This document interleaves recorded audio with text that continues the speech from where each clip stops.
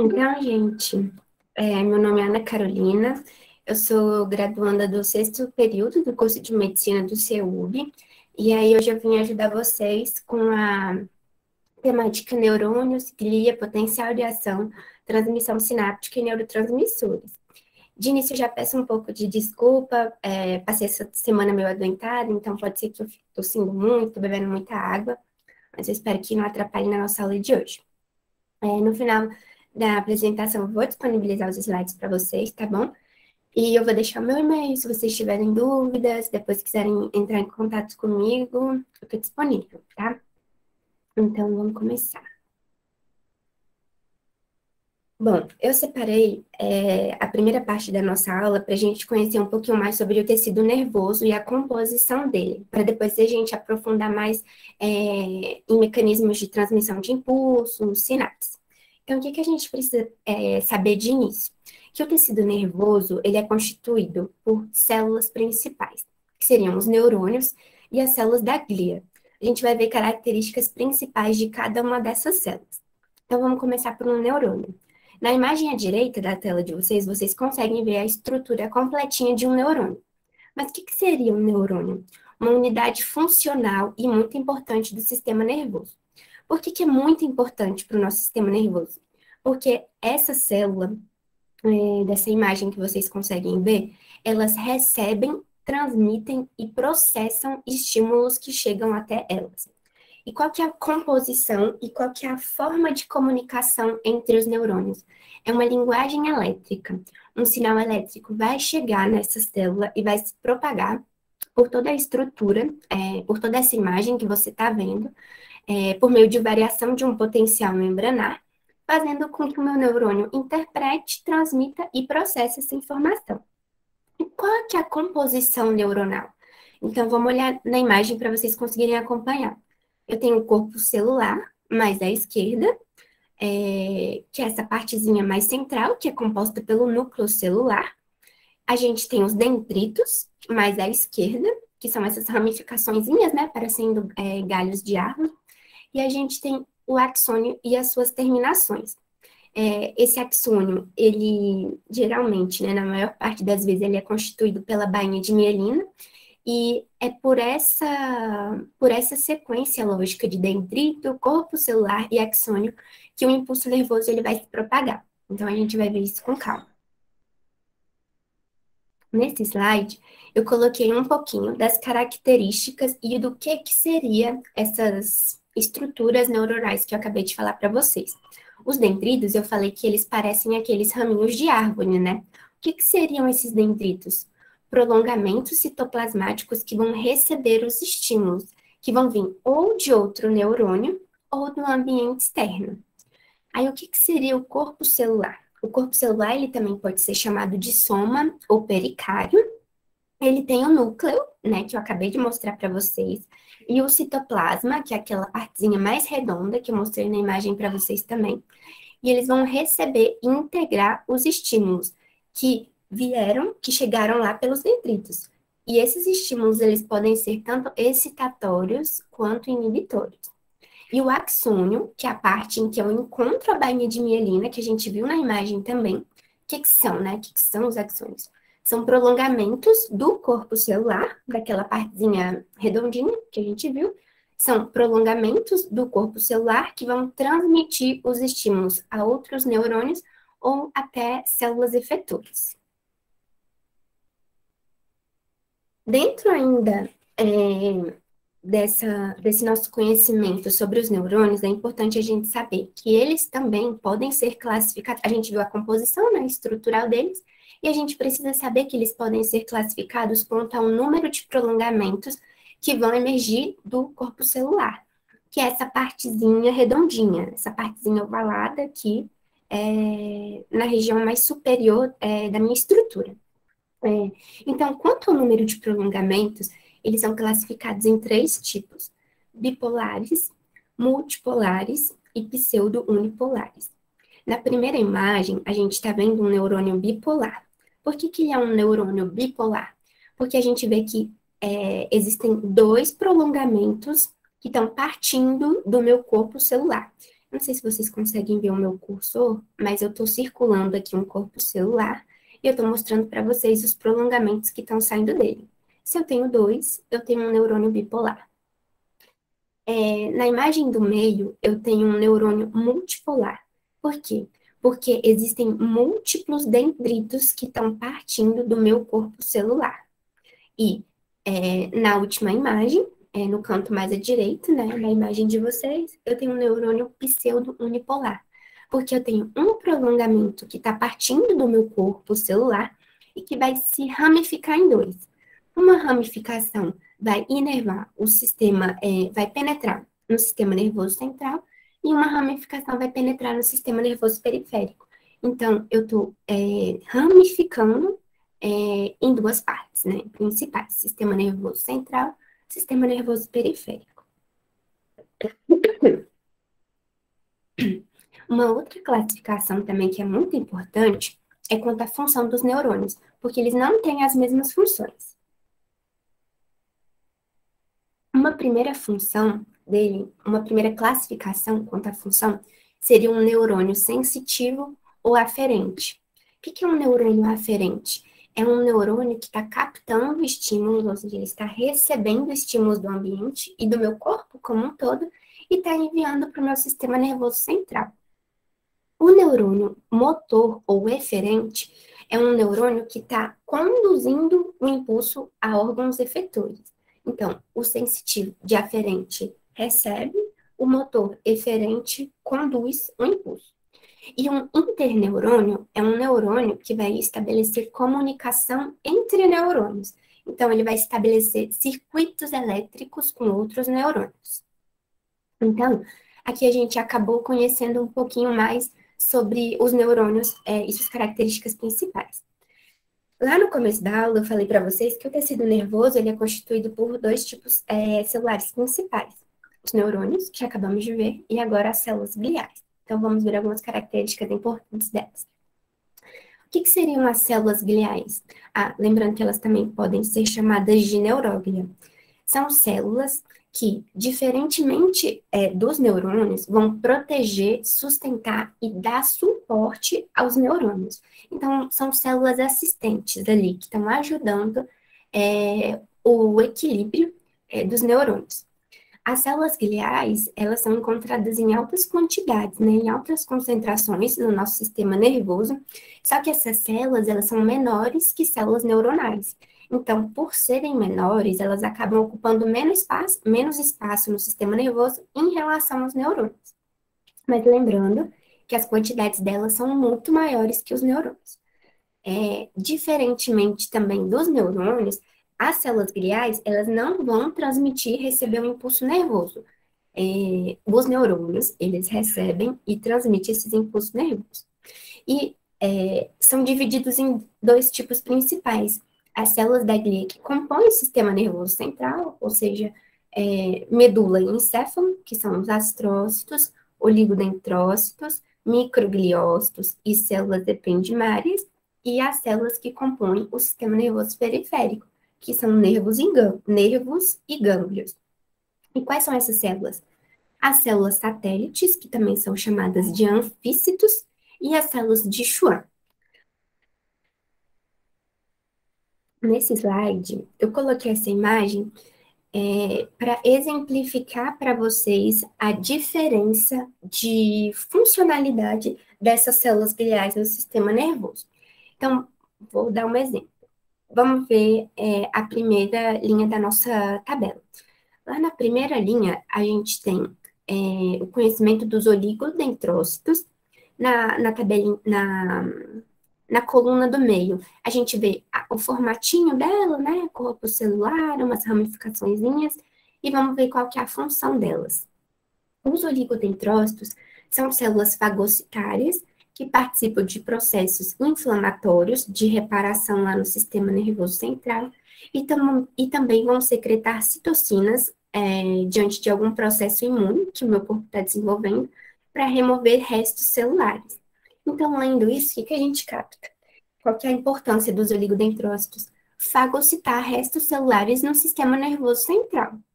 Aí, quando a gente vai olhar para os astrócitos, que está lá na segunda linha, ele já tem um formatozinho diferente, né, em relação aos oligodendrócitos. Vamos ver qual que é a funcionalidade deles no nosso tecido nervoso. São responsáveis por revestir os ventrículos cerebrais e o canal central da medula. Em alguns locais, por serem ciliadas, atuam removendo, eles atuam na movimentação do líquido cefalorraquidiano. Então, se vocês assistiram a aula de ontem, foi falado dos ventrículos cerebrais e da presença desses astrócitos nesses compartimentos cerebrais. Então, eu não vou ficar lendo, né, cada uma dessas células, das suas funcionalidades, como eu vou disponibilizar os slides para vocês depois, vocês conseguem ver. O que eu queria mostrar para vocês? Que cada célula glial vai ter um formatozinho diferente e vai ter uma funcionalidade diferente do nosso tecido nervoso. É isso que a gente precisa gravar. E a gente precisa saber o que é a função que cada uma delas vai exercer. Isso é muito importante para a prova de vocês. Então, a gente viu um pouquinho sobre a composição do nosso tecido nervoso, certo? Neurônios e células gliais. Agora, a próxima etapa é conhecer a geração e a transmissão do impulso nervoso. Primeiro de tudo, saber o quê? Que o impulso nervoso é uma onda elétrica que transporta uma informação de um neurônio para outro, ou de um neurônio para uma célula não neuronal, por meio do funcionamento das bombas de sódio e potássio. Eu coloquei essa imagem mais à direita, né, da tela de vocês, para ilustrar mais ou menos o que seria uma bomba de sódio e potássio.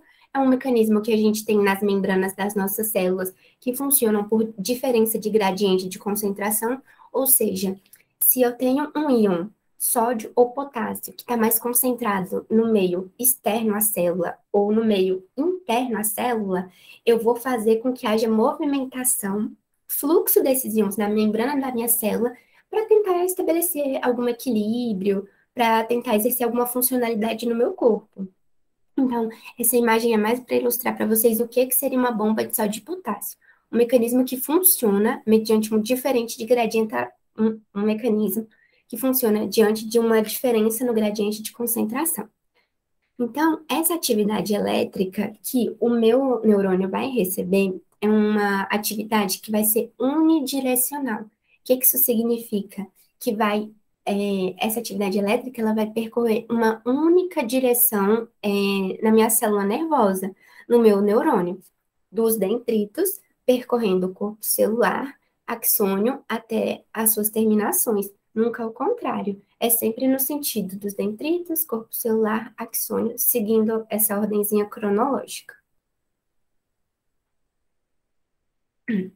Essa ilustração eu coloquei para vocês para tentar mostrar de alguma forma mais clara essa diferença de carga elétrica que vai haver na membrana neuronal à medida que aquela minha bomba de sódio e potássio funcionar.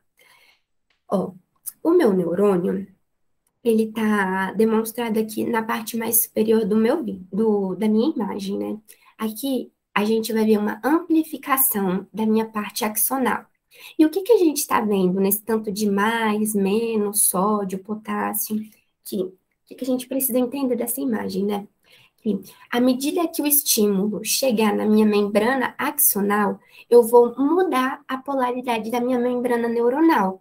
Então, a ideia é que o que era positivo vai ficar negativo na medida em que o impulso está chegando, e à medida que ele for percorrendo toda a membrana axonal, eu vou reestabelecer o equilíbrio. Então, se eu era positivo do lado de fora e do lado de dentro era negativo, à medida que o impulso chegar, eu vou inverter, então vai ficar negativo positivo, mas depois eu vou restabelecer minha situação de equilíbrio. Então eu vou voltar para minha carga positiva externa e eu vou voltar para minha carga negativa interna. Era mais ou menos isso que eu queria mostrar para vocês. E por que, de novo, que isso está acontecendo? Variação entre o fluxo de sódio e potássio que eu mostrei para vocês lá no slide anterior.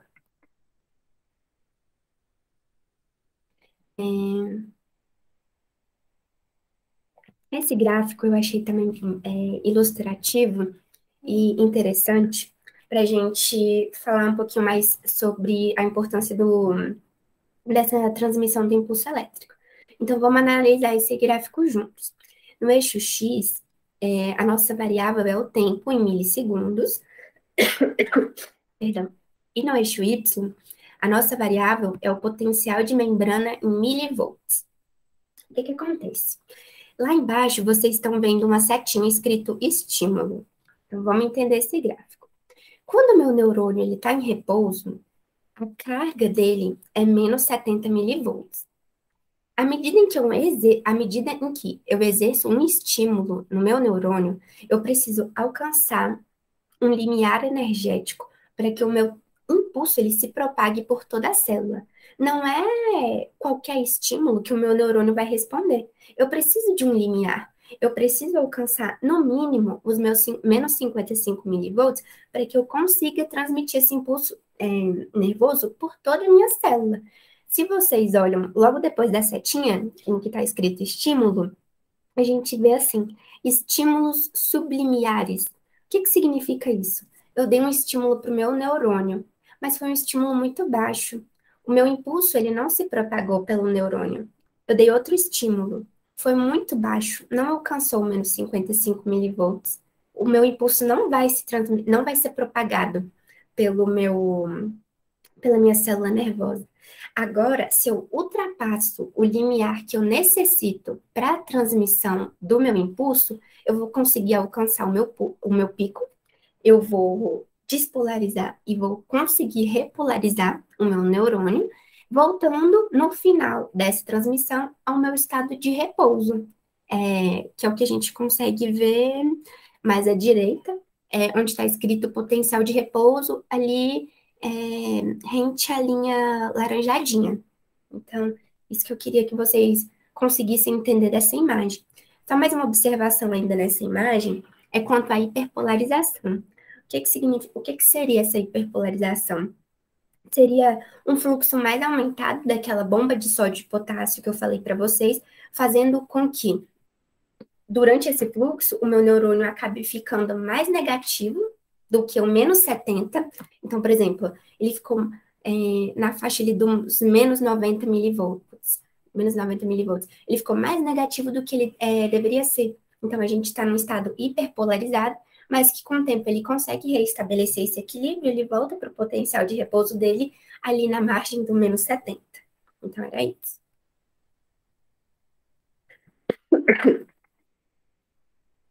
Bom, aí vamos entender um pouquinho sobre essa nomenclatura, que pelo que eu vi é interessante para a prova de vocês, que é período refratário. O que que seria um período refratário? Seria um período entre dois pulsos elétricos. Então, eu propaguei um impulso elétrico, propaguei outro impulso elétrico no meu neurônio.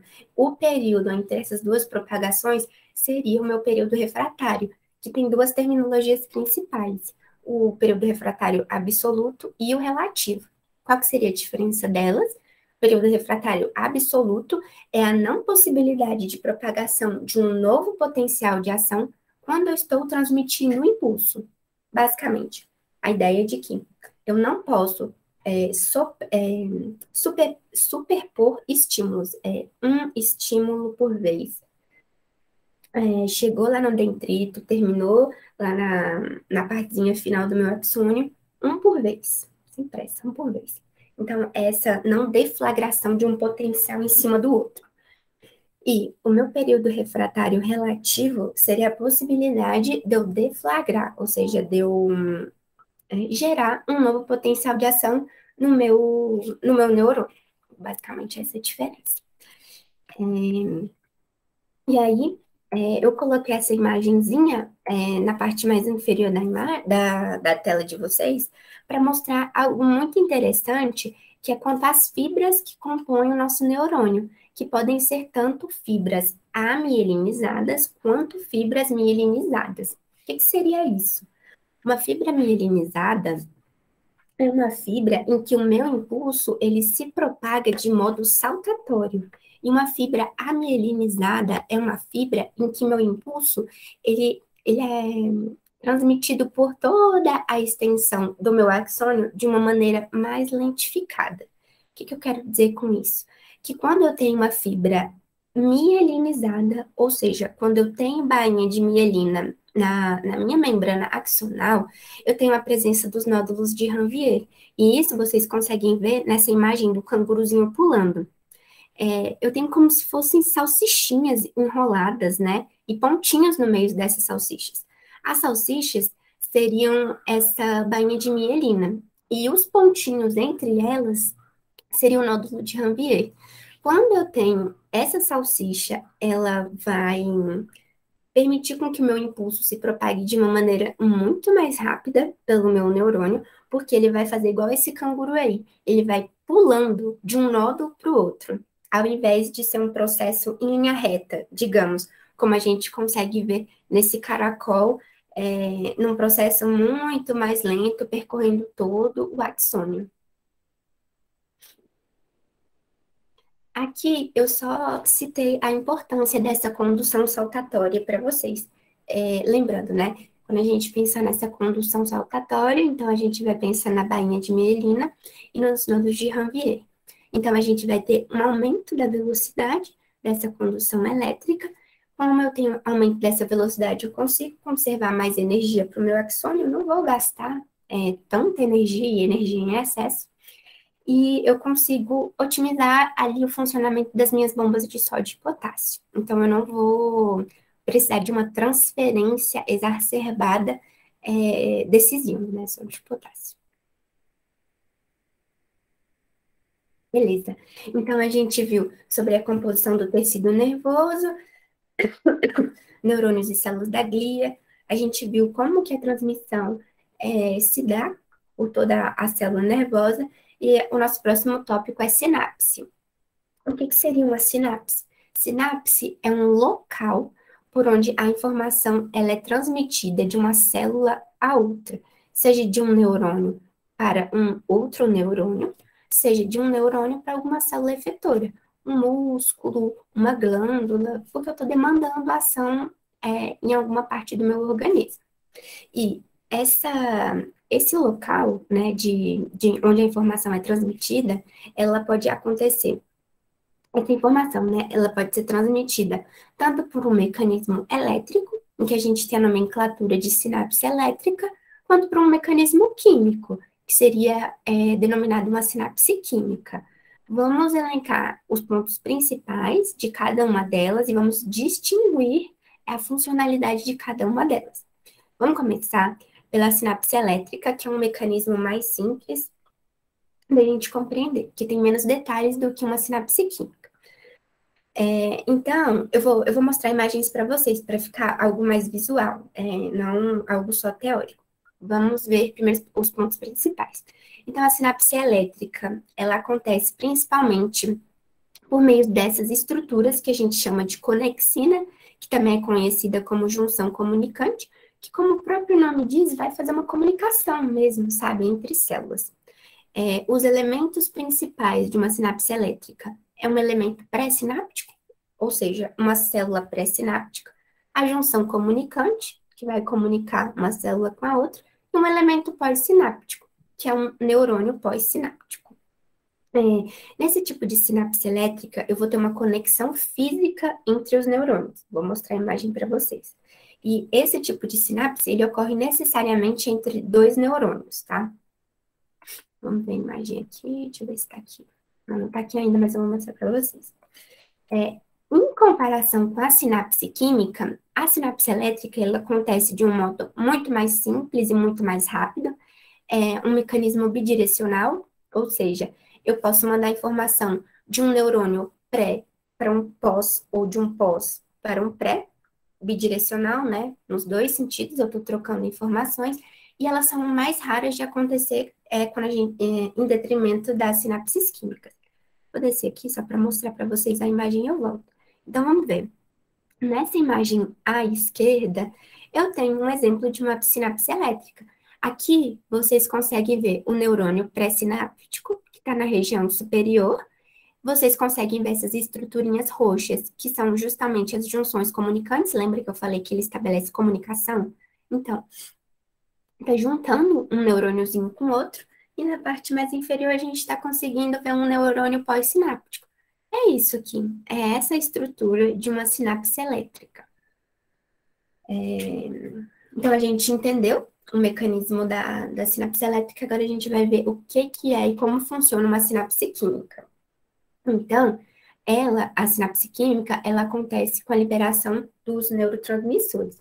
E o que eu preciso de componentes para esse tipo de sinapse?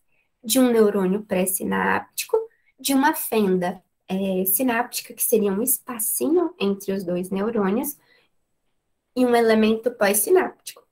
Por que eu falei espacinho?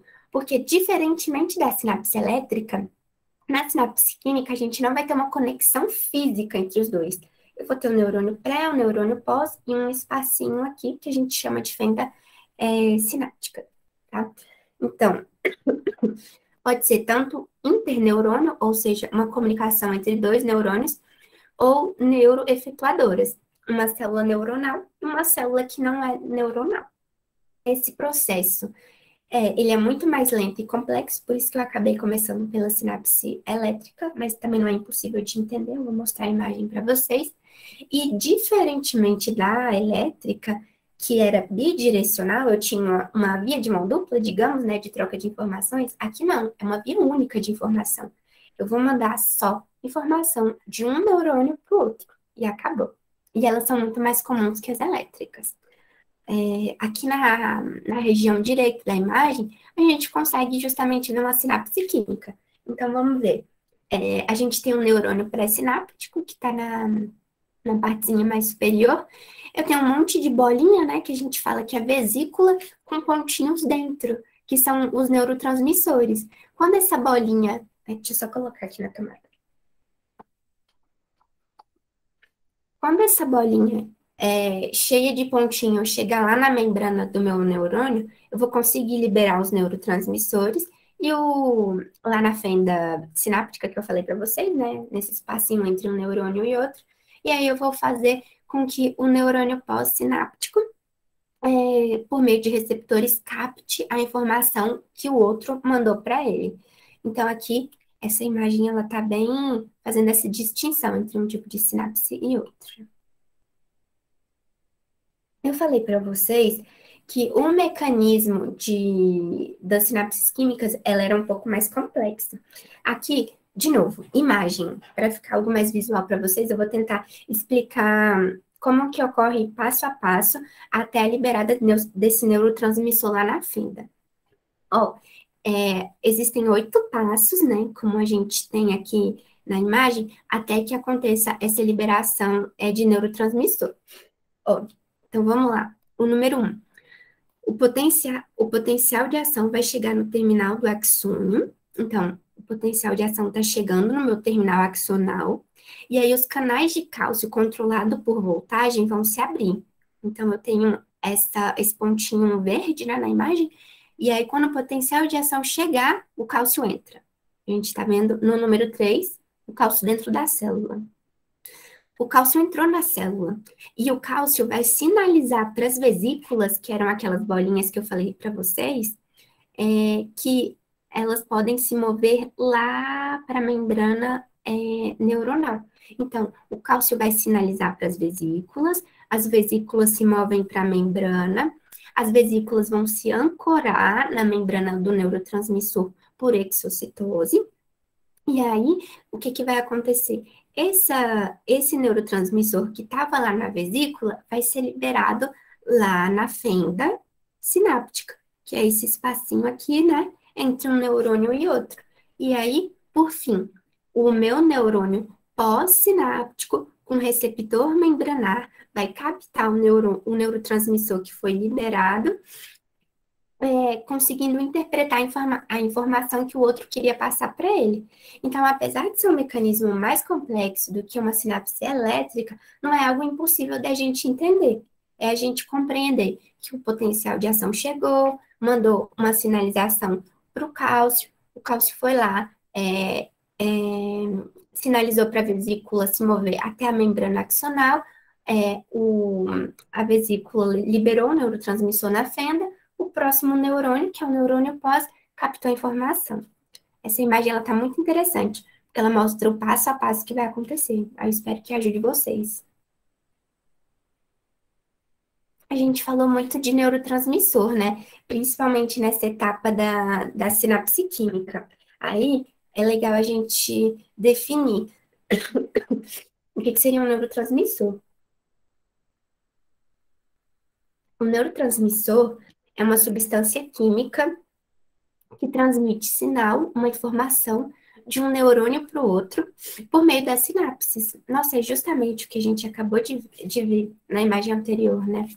É, e aí, quando isso acontece, a substância química é liberada pelas vesículas, que a gente viu lá no neurônio pré, vai atravessar o espaço sináptico e vai alcançar o neurônio pós-sináptico, justamente o que a gente acabou de ver. O que é um neurotransmissor? Uma substância química que transmite um sinal.